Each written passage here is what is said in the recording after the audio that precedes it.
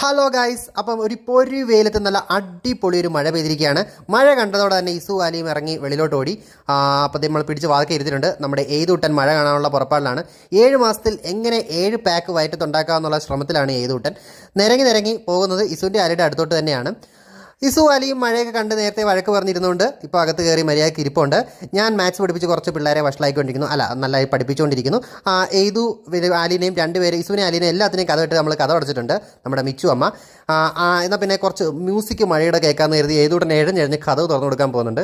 ആലി അത് കാത്തിരിക്കുകയാണ്, കഥ എപ്പോൾ തുറക്കുമെന്ന് നോക്കിയിരിക്കുകയാണ്. എന്റെ ചേച്ചിക്കും ചേട്ടനും വേണ്ടി മലയും കുന്നു വരെ ഞാൻ കൊണ്ടുവരുമെന്ന് ഏതു ഇസുവിനോട് പറഞ്ഞപ്പോൾ ഇസു പ്രതീക്ഷയോട് ഇറങ്ങി വന്നു. പക്ഷെ ആലിക്ക് ഉറപ്പായിരുന്നു. ആലി പറഞ്ഞു, നിന്നെ കൊണ്ട് ഇതൊന്നും പറ്റില്ലടാ. എന്തായാലും ഇടിയത്തും മഴയത്തും പോകാനുള്ള 3ന്റെ ആഗ്രഹം മുളയിലെ ഞാൻ നുള്ളിക്കളഞ്ഞുകൊണ്ട് 3നെ എടുത്ത് അകത്തിട്ടു.